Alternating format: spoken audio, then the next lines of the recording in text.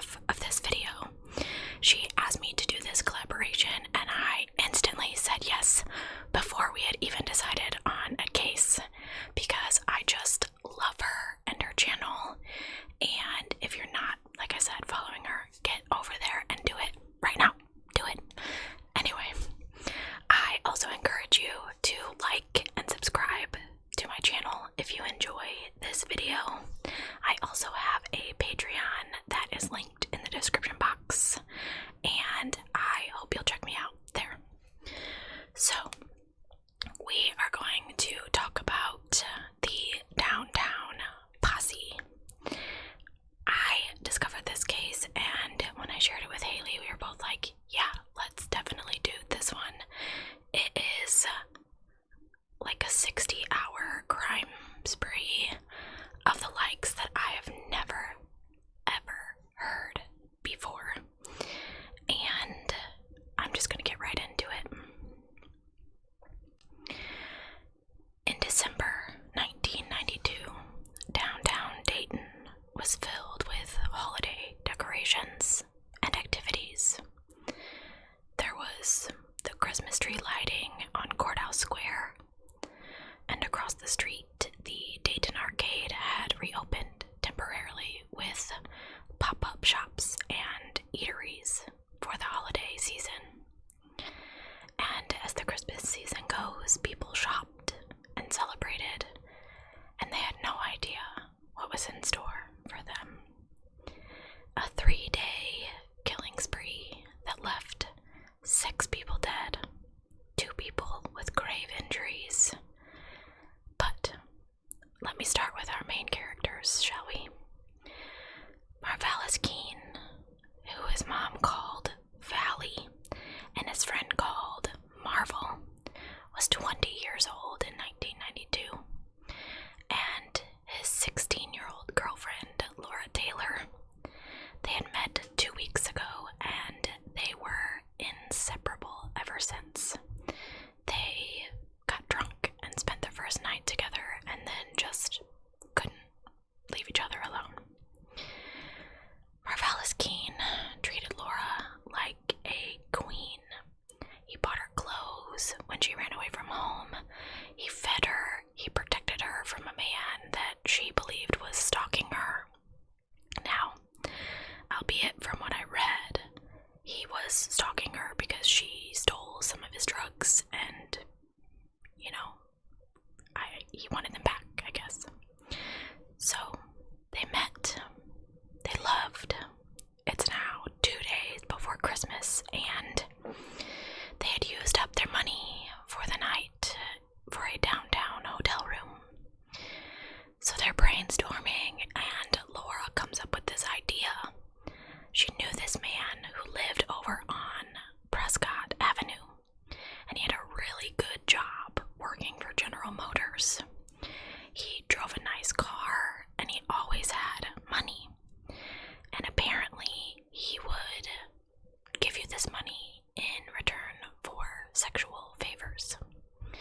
If they could convince this guy that they would have a threesome with him, he would let them in his house, and they could rob him. "Alright, let's do it," said Marvel. He packed up the few things that he had, including 2 cheap 25 caliber automatic handguns. One of them nickel-plated and the other black. The night of December 23rd, 1992 was clear and in the really low 20s. The couple left the hotel, and without a car, they were walking. So they walked about a mile over the river to 159 Yuma Place, an apartment in the Edgewood Court public housing complex where an older man named Bill ran a crack cocaine den or a flop house. Bill's was where the loosely connected gang that dubbed themselves the Downtown Posse crashed and did drugs after a night of drinking and panhandling in the aforementioned Courthouse Square.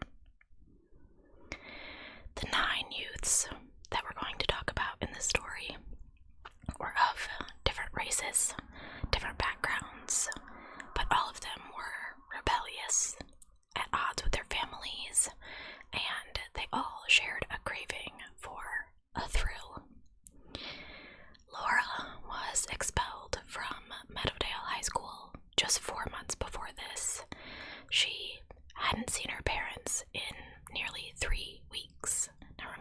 only 16.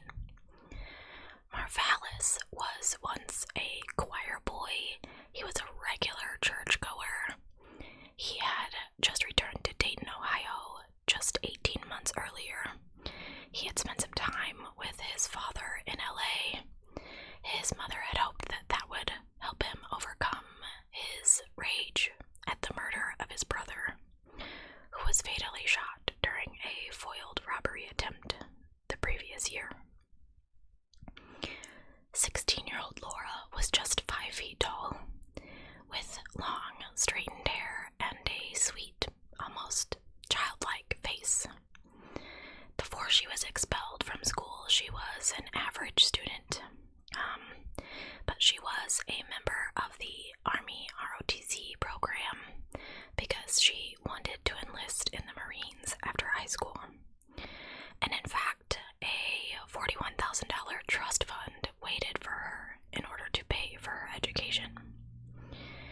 Marvalis was a big guy and flashy. He had a box haircut and a penchant for shiny jewelry. But he was described as surprisingly polite, addressing those in authority with the proper yes sir, no sir, yes ma'am. So, they're at Bill's apartment, and Laura calls this man that she knows of with a good job and promises him a threesome. And then she and Marvalis recruit this girl that they know, 20-year-old Heather Matthews. Heather was just out of prison from the prior October, and she was reacquainting herself with cocaine. Together, in the biting cold, the trio walked 3 miles up Salem Avenue to 34-year-old Michigan native Joseph W. Wilkerson's house. Joseph lived in the 3300 block of Prescott Avenue. He was one of 6 children born to his father Floyd and his mother Christine. That was about all I could find out about Joseph. After sharing a drink, Joseph and Laura proceeded to the bedroom. Now, mind you, she's 16 and he's 34, but whatever. After waiting a little bit, Marvalis and Heather followed them into the room. Joseph began to remove his clothing, and Laura and Heather started to do the same. Marvalis starts to take off his own pants and then appears to change his mind. He pulls his pants back up and pulls out a gun. He orders Joseph to get up onto the bed and then commanded Heather and Laura to tie his hands to the bed with an electrical cord. While Marvalis guarded Joseph with the gun to make sure that he didn't get free, Heather and Laura ransacked his house looking for things to steal. Unfortunately, they didn't really think this idea through and couldn't find much. They took a microwave, a color TV, a cordless phone, a curling iron, and a blow dryer. And they loaded all of that into Joseph's red Buick. Now, a couple articles that I read said that Joseph told Marvalis that he had a gun, a .32 caliber Derringer, and he kept it in his garage. But all I could think was, why would he do that? This man's pointing a gun at you. Why would you tell him you had another? Regardless, Marvalis found this gun in the garage, and while he's there, he takes notice of another car, a Pontiac Grand Am, which is blue, if I recall correctly, but Marvalis takes the gun back to the bedroom, and this is where the real crime starts. He shoots Joseph in the chest with his own gun and covers him with blankets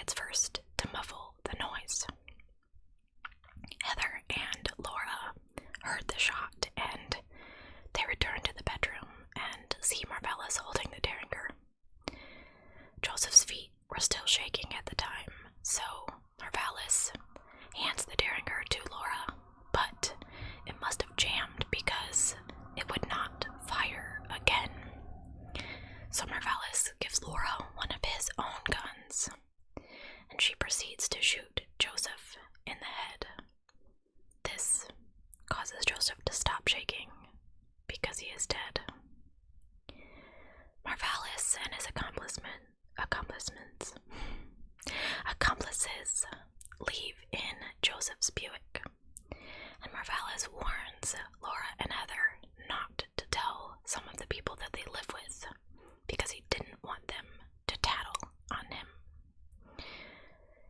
The next morning is Christmas Eve, and Heather Matthews' current boyfriend, 17-year-old DeMarcus Maurice Smith, joins the killing spree. DeMarcus was wanted by the police at this time for parole violations. At about 7 a.m., the two couples, Marvalis and Laura, Heather and DeMarcus, drive Joseph Buick back to Bill's house. They unload the trunk and they go to sleep until about noon. Then they get up, go downtown, spend the afternoon hanging out at Courthouse Square and the arcade, just like it was any other normal day where they had not killed a man the night before for a microwave and a curling iron. Later that evening, Laura decides that she hasn't had enough excitement and she wants to rob what's called a trick, or the client of a sex worker. DeMarcus and Marvalis drive her to Main Street, where she lures a man and gets with him in his car. DeMarcus and Marvalis drive behind them in the Buick. When the car pulled over on Neal Avenue, DeMarcus gets out of the Buick and shoots out the back window of this man's car, with Laura still in the car. This guy, this victim, I never found a name, hightails it. He heads straight from Main Street, over the bridge downtown, and straight to the parking lot of the police headquarters on 3rd Street, which I thought was pretty smart. Now, DeMarcus and Marvalis, of course, pursued this man, but when they realized he was headed towards the police station, they decided they better stop. So, the two of them drove around for a while until DeMarcus decides, hey, we better look for Laura. Really, not her boyfriend, but the friend. So, Marvalis lets him out on Main Street on foot, and DeMarcus was carrying his gun. Eventually, they all three returned to Yuma Place. I didn't find out much about how they found each other or what they did in this time frame. Later on that evening, bored again, Marvalis, Laura, and DeMarcus go out walking. I assume they're probably trying to look for more trouble, as later on that evening, Marvalis, Laura, and DeMarcus go out walking. I'm assuming they were trying to look for more trouble because the two boys were carrying their guns with them. So you can't tell me they were not up to something. Marvalis later confessed to police that as they were walking, they saw a woman, Danita, Gliet, at a public telephone. Marvalis and DeMarcus saw something they wanted, so they pulled out their guns. Marvalis pointed the gun through the glass and said, "Merry Christmas, B." And DeMarcus forced Danita at gunpoint to take off her shoes. They were new Fila sneakers. They took her coat, her Fila sneakers, and her backpack. They then fired 9 shots into the payphone booth as Danita begged for her life. All she said was, "Don't shoot me," and they shot her anyway, said her sister, Rhonda. She gave them everything she had. I just wish they would have spared my sister. Nita, as her family called her, was just 18 years old. She was one of 8 children, and she had a 2-year-old daughter named Dominique. She worked at a fast food restaurant while she was trying to finish high school. She was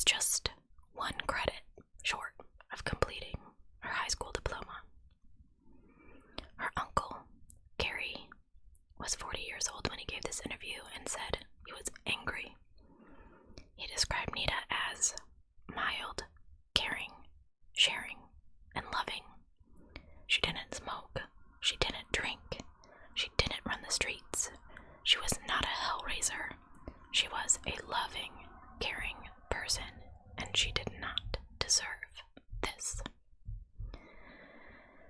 Marvalis and Marcus fled the scene, and when police arrived, they found the area around Danita covered in blood, and 32 caliber Blazer aluminum bullet shell casings. Danita was taken to Grandview Hospital, where she was pronounced dead soon after our arrival. 5 of the bullets had pierced her small body. Witnesses recall 2 black males running from the scene into a long, dark red car.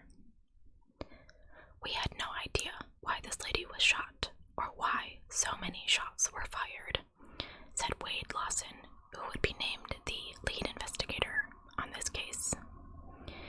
Sometimes on this job, you can look at the scene and get an idea of why. But in some cases, and this is a good example, there is no why. There is just no reason whatsoever. The squad queried witnesses and gathered evidence on Neal Avenue, including empty aluminum casings from 9 2.5 caliber bullets. Blazer bullets. I don't know anything about guns, so Blazer wasn't rare ammunition, but it was cheap, and the casings couldn't be reloaded with new powder and a bullet and then reused. So most people used it for target practice, but not actual killing. Though it was seemingly unimportant at the time, the casings would supply one thread that would tie together a long string of murders. Later that night, the apartment on Yuma was in party mode. Not an uncommon occurrence. Bill himself wasn't there, but that didn't matter. Most of the gang was, including a couple new players, 16-year-old Wendy Cottrell and her 18-year-old boyfriend, Marvin Washington. Heather Matthews was there too. She was recovering after a fight with her old boyfriend, 28-year-old Jeffrey Wright, who had recently stormed out of the apartment. Quickly after that, Marvalis, Laura, and DeMarcus come bursting in. Laura was holding Nita's bag and clothing. We shot her, she excitedly told Heather. She and DeMarcus go through the backpack and clothing they had taken. They found only 50 cents. Yeah, we laid her out, DeMarcus bragged. He then put on Danita's Fila gym shoes and discovered they fit, so he kept them on. DeMarcus still had the black 25 caliber automatic that Marvalis had given him, and he liked to flash it around to people to make himself feel important. Laura now had the 32 caliber Derringer stolen from Joseph's garage. And they're hanging out, partying around a half an hour before midnight. Jeffrey Wright returns to the apartment looking for another fight with Heather. They continue arguing, and he grabs her by her hair and drags her into one of the bedrooms. DeMarcus, her new boyfriend, follows them, and Jeffrey and DeMarcus start to fight over Heather. Jeffrey gets chased out of the apartment, and DeMarcus is following him, shooting. Jeffrey runs across an open field nearby, and DeMarcus hits him. Jeffrey hits the ground and tries to play dead, but DeMarcus walked up and pulled the trigger on the automatic gun until the gun was empty. After being shot 4 times in his legs, Jeffrey managed to get up and run for a neighbor's house, who helped him to the 5th District Police Station on Salem Avenue. He would get treatment and survive this attack. Marvalis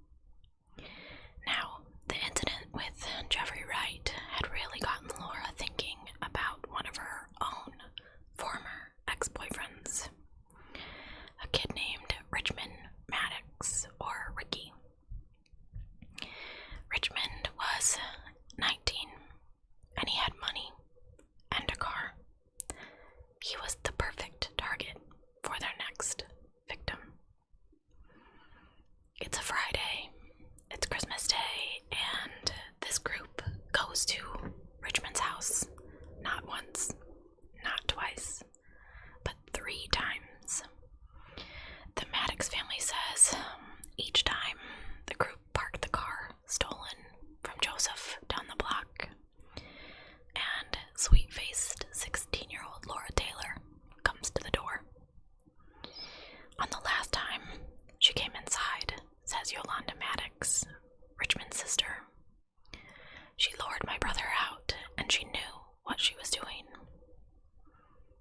Richmond's mother, Marceline, said Laura called Richmond Maddox several times that last year, and they had met at a homecoming dance at Meadowdale High School.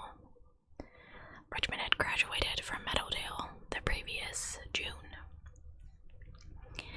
So Laura lured Richmond from his parents' house by promising to go with him to a hotel. So they get in the car, and when Richmond noticed a car following them with Marvalis, Heather, and DeMarcus inside, he starts questioning Laura, and Laura was like, oh yeah, they're just my cousins, they're just trying to make sure that I get to the hotel safely. But Ricky Maddox was kind of suspicious, so he kind of pauses for a minute, and then he hits the accelerator. This is the point where Laura realizes this is not going to go down as she planned.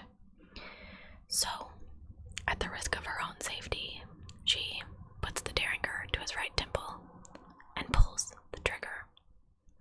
She then throws open the passenger door of his car and jumps out of the careening car just before it hits a tree. She injures her right leg in the jump and runs, limping all the way to Salem Avenue. Heather picked Laura up in the parking lot of a Salem Avenue shopping center.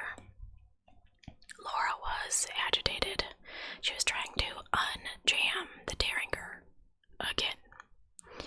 Seems like this gun has a tendency to jam. She was panicking, and Laura told her, calm down, tell me what happened. I shot him in the head, she said. Marceline Maddox said the police told her that her son Richmond's car was severely damaged, and the radio was stolen. Richmond had left his wallet at his house, and she believes that that's why the group decided to kill him. They shot him when he didn't have any money. So that leaves us with this group once again looking for a place to stay and looking to make some money.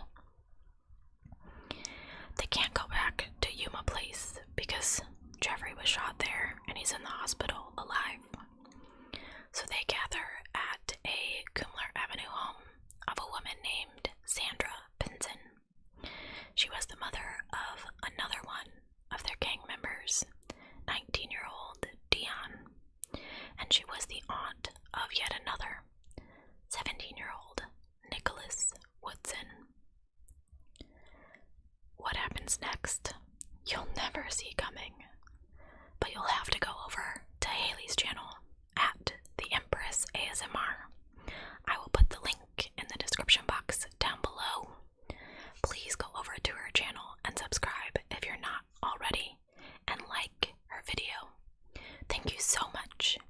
I hope you enjoyed this. I was thrilled to be a part of Haylee's Holiday Homicide series.